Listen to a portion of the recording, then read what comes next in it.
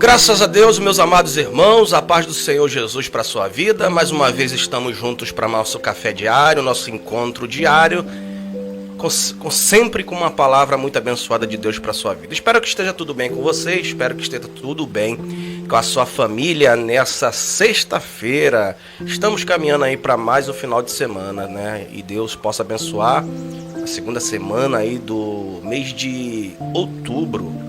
Que Deus abençoe a sua vida poderosamente. Você que pode, meu amado irmão, abra sua Bíblia comigo, por favor, no livro dos Salmos, capítulo 51, um salmo muito conhecido da palavra de Deus. Livro de Salmos, capítulo 51, a palavra do Senhor nos diz o seguinte: tem misericórdia de mim, ó Deus, segundo a tua benignidade, apaga as minhas transgressões, segundo a multidão das tuas misericórdias. Lava-me completamente da minha iniquidade, purifica-me do meu pecado, porque eu conheço as minhas transgressões e o meu pecado está sempre diante de mim. Contra ti somente pequei e fiz o que é mal à tua vista, para que seja justificado quando falares e puro quando julgares. Meus amados irmãos, prestem muito atenção nessa mensagem de hoje.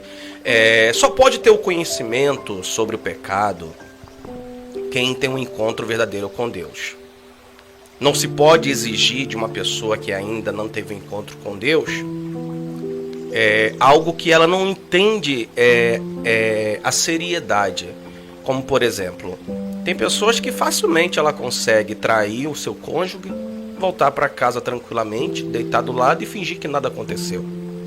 Tem pessoas que conseguem facilmente manter duas famílias tranquilamente para ele, tudo bem, enquanto não for descoberto, isso para ele não tem problema nenhum.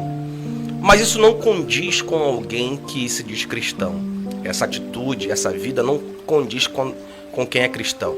O cristão, ele pode errar? Pode. Ele pode fazer tudo isso que eu falei, que normalmente se entende que uma pessoa que não é cristã faz. Mas um cristão pode fazer isso? Pode.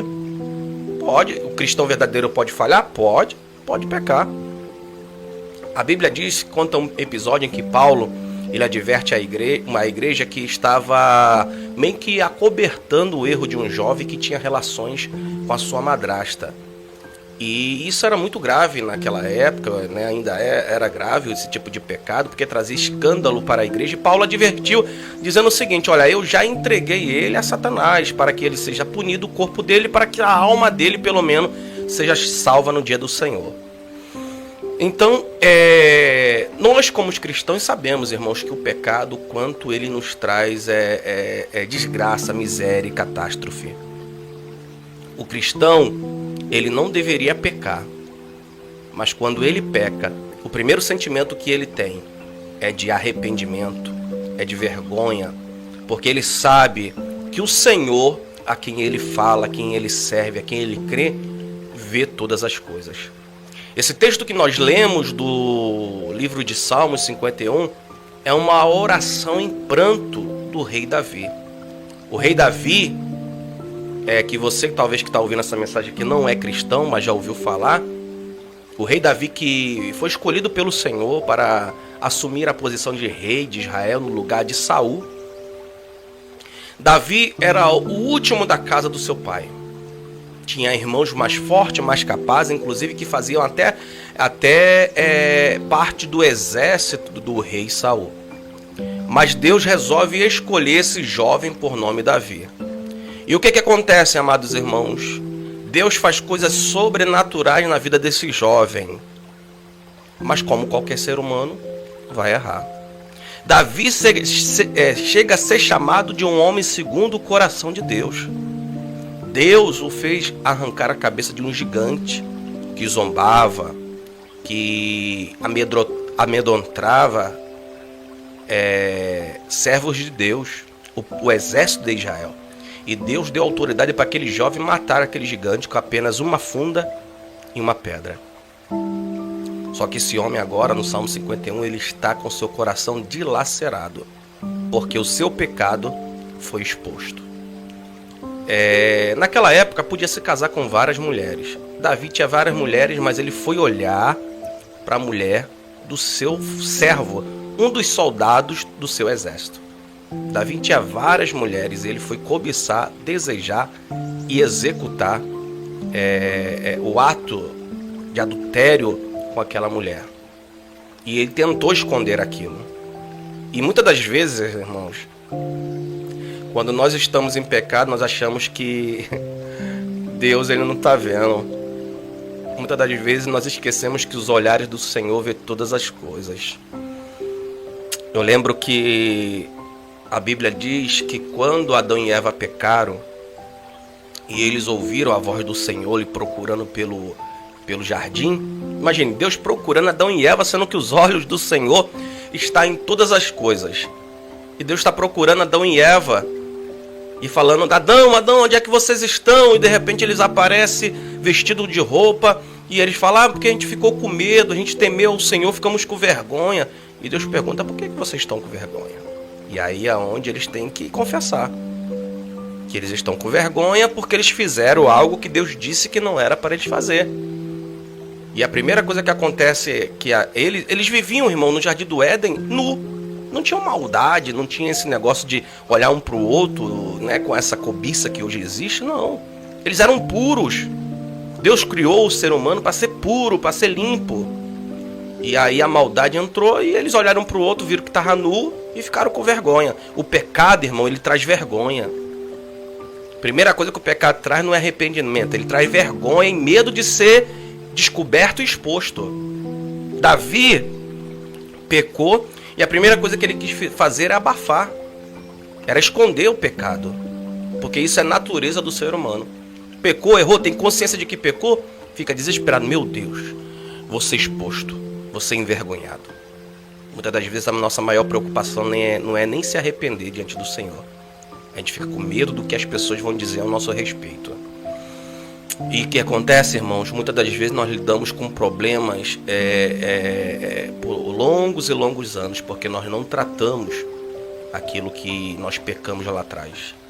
Eu sei que o pecado ele é muito vergonhoso, eu sei que fazer algo errado é muito trágico, mas imagine você ter que conviver com aquilo anos e anos da sua vida, martelando na sua cabeça, te cobrando, porque tem coisas que a gente faz que as pessoas não descobrem, mas Deus sabe.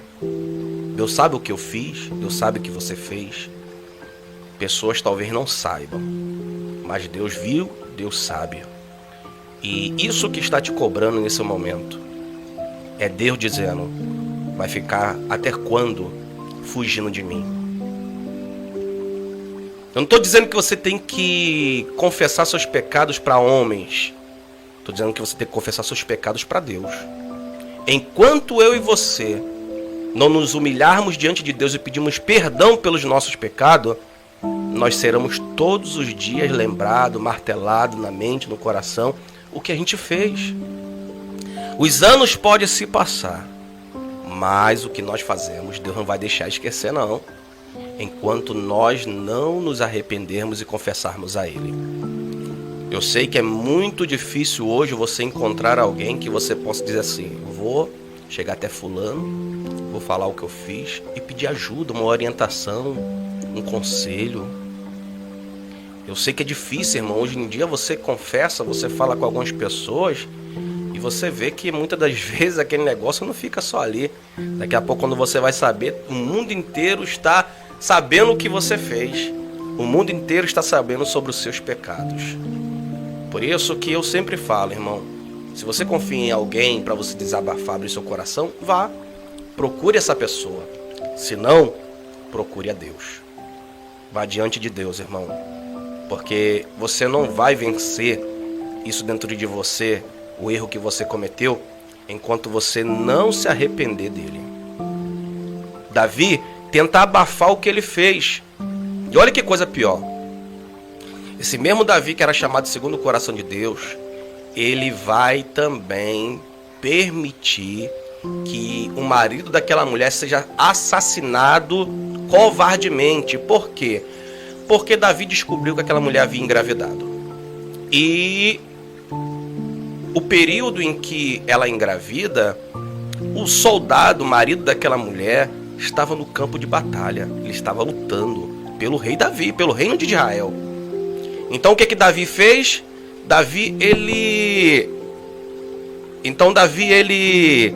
O que ele faz? Ele manda trazer aquele moço. Ele manda trazer aquele moço do campo de batalha. Olha só como é que Davi faz. Ele manda trazer aquele moço do campo de batalha com a seguinte proposta, de que ele viesse para casa e se deitasse com a sua esposa, que aí ia ter relação sexual com ela e ela iria, teoricamente, ficar grávida dele, e aí acabou o problema, né? Só que o que acontece? Aquele soldado manda dizer pro rei: rei, eu não vou, porque os meus companheiros estão na guerra e eu não posso ir para casa ficar tranquilo com a minha esposa enquanto meus amigos estão guerreando. Olha que homem fiel. Olha que homem fiel. Ele diz assim: não, eu não vou voltar para casa e ficar tranquilo enquanto meus amigos estão lutando aqui na guerra, aqui guerreando, morrendo, se ferindo, e eu em casa tranquilo, não vou. Aquilo deixou o rei irado. O rei ficou irado. Davi ficou pé da vida, como diz o ditado, né? Ficou pé da vida. E o que acontece? Davi manda uma ordem que coloquem aquele homem que se chamava Joabe. Joabe não, meu Deus, esqueci agora o nome dele. Urias. Manda que coloca Urias no campo, de frente ao campo de batalha.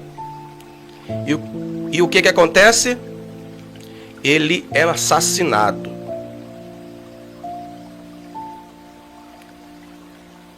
E aquele homem, ele é morto estrategicamente da maneira que Davi queria que acontecesse. Que aquele homem ele fosse ferido e fosse morto. E assim aconteceu. Acabou o problema. O que aconteceu? Acontecia muito isso. Os reis daquela época, quando as esposas, quando os maridos, os seus soldados morriam, normalmente o rei pegava as esposas que eram viúvas e trazia para dentro do seu reino. Por quê? Porque essa mulher ficaria abandonada, né? Teria que entrar na vida da prostituição para sobreviver. Então ele pegava para poder proteger. Muitas das vezes o rei não tinha nem relação sexual com aquelas mulheres, mas era só para proteger e honrar a memória dos soldados que morreram, tá? Era muitas das vezes isso que acontecia. Claro que às vezes tinha relação sexual, tal, mas muitas das vezes os reis daquela época pegavam as mulheres dos seus soldados para honrar a memória deles, para não deixar elas abandonadas. E não estou defendendo isso, tá? O que acontece? Então, o texto diz que Davi pega a Betseba, leva para dentro da sua casa, casa com ela, tem ela como esposa. Só que aquela criança, quando ela nasceu, Deus disse que aquela criança iria morrer. E aquela criança morreu. Deus lembrou para Davi e trouxe a memória do que ele fez e disse: olha, eu perdoo o seu pecado, mas por causa do que você fez, gerará muitas consequências para a sua vida. No Salmo 51 nós vemos um Davi pedindo que Deus tirasse tudo o que ele havia recebido: coroa, trono, riquezas, palácio, exército. Só que Davi diz: mas não arranque de mim a tua presença. A pior coisa que tem, irmãos, é eu continuar fingindo que está tudo bem quando não está bem. A pior coisa que tem é quando eu finjo que estou com a presença de Deus na minha vida e na verdade eu não estou. Você pode estar aparentando ser espiritual, ser usado por Deus, ser servo de Deus, mas você sabe que o negócio não está bom pro teu lado. Você sabe o quanto Deus está requerendo de você uma posição. Davi clama dizendo assim, porque só quem já sentiu a ausência da presença de Deus sabe o que é isso. E Davi clama: Senhor, retira de mim tudo que o Senhor mesmo me deu, mas não retira de mim o teu Espírito Santo. Muitas das vezes Deus não vai arrancar o que você conquistou. Muitas das vezes Deus não vai arrancar o que Ele te deu. Ele não vai arrancar a casa, não vai arrancar o carro, não vai arrancar essas coisas nenhuma. Até o posto de cargo dentro da igreja Deus não vai tirar. Mas Ele vai tirar a sua presença de dentro de você. E você vai ver, irmãos, que ter carro, ter posição, ter nome, ter aplauso das pessoas não vai servir para nada. Porque o mais importante você não tem, que é a presença de Deus.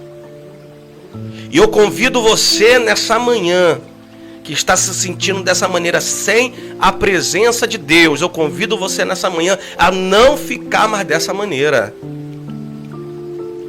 Porque ficar sem a presença de Deus, irmão, significa ter uma vida vazia e de mentira. É o famoso saco vazio, não para em pé. Davi disse: não dá para viver sem o Senhor. Não dá para viver sem a sua presença. Não dá para viver sem a sua presença, Deus. Perdoa-me pelos meus pecados, perdoa pelos meus erros. Eu abro mão de tudo, mas não tire o teu Espírito Santo. Só quem já passou. O homem que está no mundo, talvez ele não saiba a importância da presença do Espírito Santo. Mas quem já sentiu a presença de Deus na sua vida sabe que não dá para viver sem Ele. E eu te convoco nessa manhã, irmãos, a fazer uma restauração na sua vida com Deus. Não fique mais na mentira. Não fique mais no engano. Porque Deus, Ele quer renovar a sua vida.